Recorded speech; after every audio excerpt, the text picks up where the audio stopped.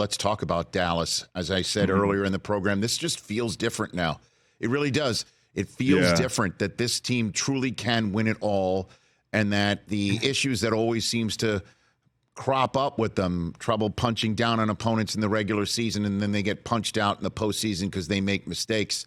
This team just doesn't seem like that team to me, and I wonder what you're seeing right now. Well, I mean, we've been here a lot with them where we say, I mean, not maybe to this degree, because I think Dak's playing the best football of his career and he should be celebrated as doing such, because, like, you know, I'm an Eagles fan and all that stuff. If I had one team I'm a fan of and that sort of thing, but I try to keep it pretty unbiased. The guy's playing really good football. He's playing better football than anybody in the division right now. I mean, like, you know, and that's kind of like down the stretch. That's what matters. And for Dak, and this offense, without the run game being the feature, right? Like in the past, it was always, hey, Dak, he's got this huge offensive line. The run game is rolling Zeke and then Tony and that whole group. Alfred Morris, while I was there, like they had a bunch of guys, and it's not really how they're getting it done right now. It's the run game's a thing, but they're lethal in these conversion situations. Adding Brandon Cooks is huge. And then having a tight end that just feels like he dropped out of nowhere for me, like not as a Cowboys fan. And CeeDee Lamb has heard people talk about like, yeah, he's borderline a number one. No, he's a number one.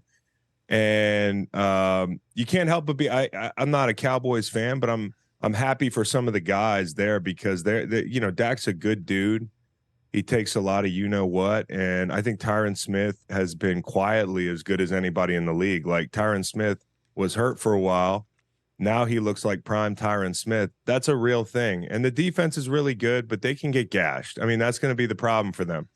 You know, if they got to win 3-4 shootouts to get to win the whole thing, I don't feel good about that. And Dak, you know, he missed high a little bit last night, if I'm nitpicky.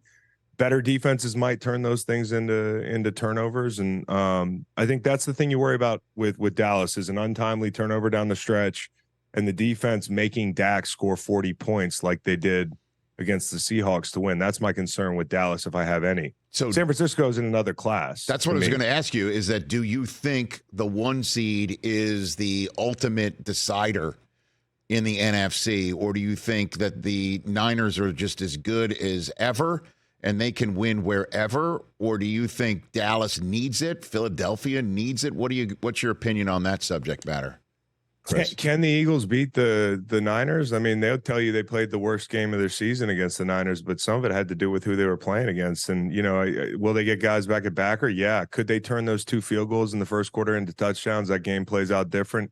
Could you have Dallas Goedert back? Sure. You talk about the gauntlet, but that team's better right now. And so I think the big thing is to do everything you can to beat a team that's better than you. You need home field advantage. So these guys want San Francisco coming into their house, but I do think San Francisco is the best team in the NFC. If you're asking me, can they lose? Yeah, absolutely. But look at Kyle Shanahan and everything that he's done. And, you know, Andy Reid's having trouble right now. You're talking about Bill going through what he's going through in New England.